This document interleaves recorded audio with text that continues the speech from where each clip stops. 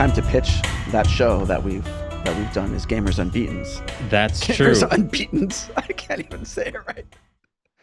Beat games. We have an awesome new channel, Gamers Unbeaten.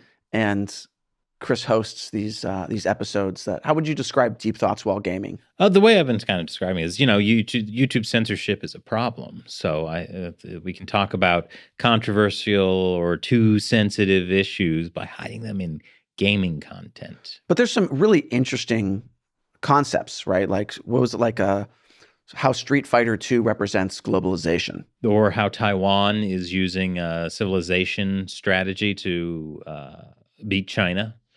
Yeah, check it out. It's a lot of fun. It's like something about Kirby and communism. No, that's Kirby and the Death Drive, because he consumes everything. Oh, right. Okay. The communism one was about, what was it called? Cult of the Lamb. Yeah. Which was the freakiest game I've ever seen that involves Cute little, like cute little animals. Wait till we play more games, shall yeah. But that's our most popular segment on the channel. So go check it out, Gamers Unbeaten on YouTube.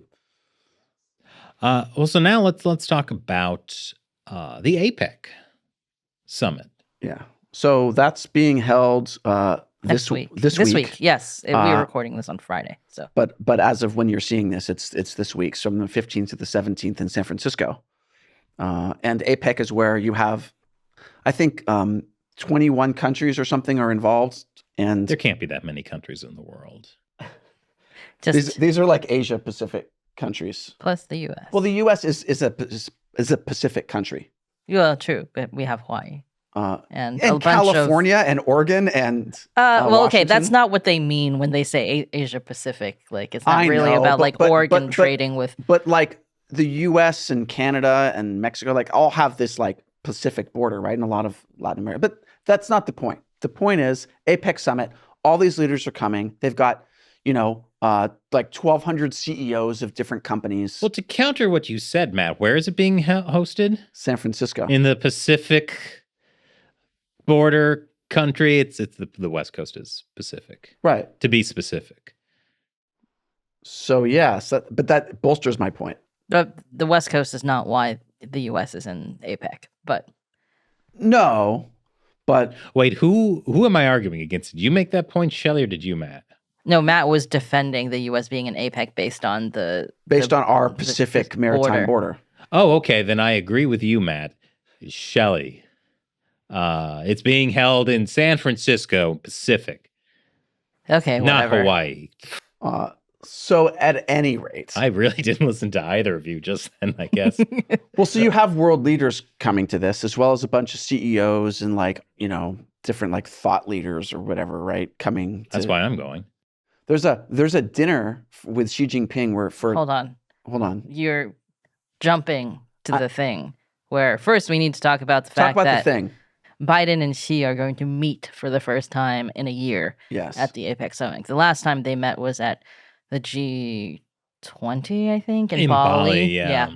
I couldn't remember which G it was, but it was the G20 in Bali. It's the OG, right? They took their G6. Well, there is the G8. And anyway. The G7 because of Russia. Oh, yes. Now it's the G7. Oh, God. There's all these different G spots. Anyways. No. Okay.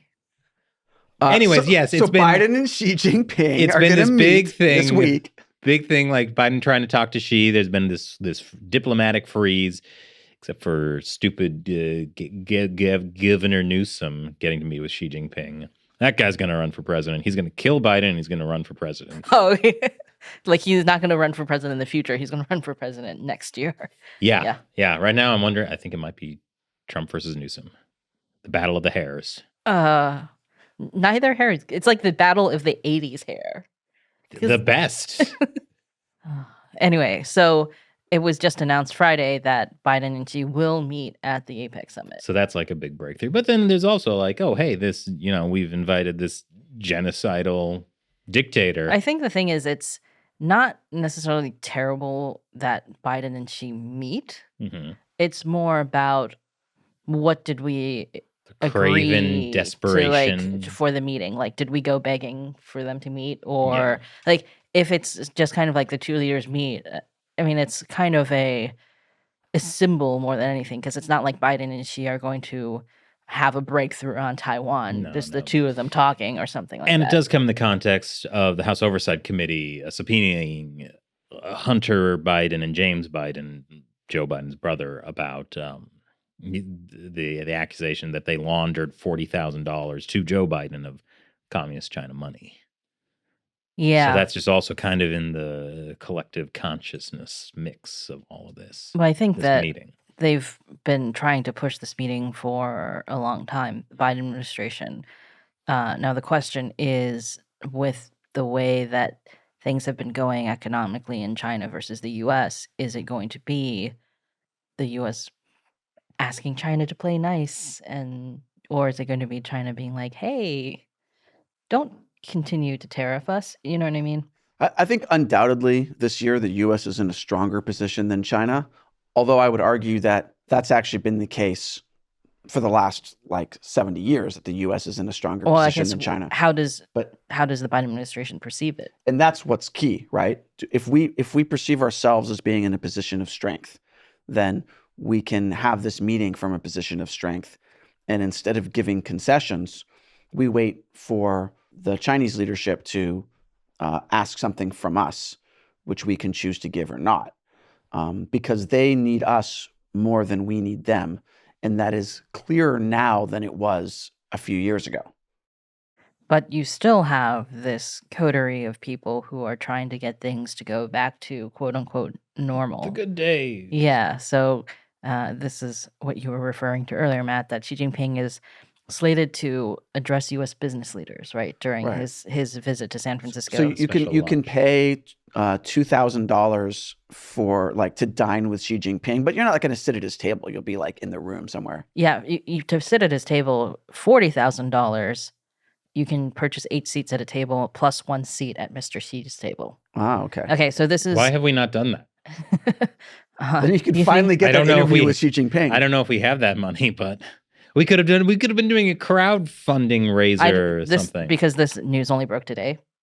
But we are recording on Friday. This happened. So this news broke the day that we recorded. So if we have the fastest fundraiser possible, I could be dining with Xi Jinping next week, which will be this week by when you're watching this. Well, so the reception's hosted by the National Committee on U.S.-China Relations and the U.S.-China Business Council. So they wouldn't even let us. I'm not sure they would let you join. I am a co-owner of a small American business. That's true.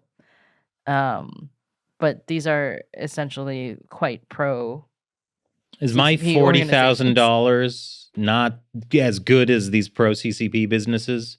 I don't think they're going to be hurting for people. Yeah, probably. We also don't have $40,000. More than the entire year. I don't think we have $2,000 to even sit in the room. What would be the point? You really think Xi streaking? Oh, now they're doing a disruptive protest. Yeah. I don't see that as being disruptive. I think if anything, that would help heal the divide between Xi Jinping. Will be like, oh wow. Well, how would that heal the divide, Chris? I mean, come on. All right. Well, now I'm totally derailed.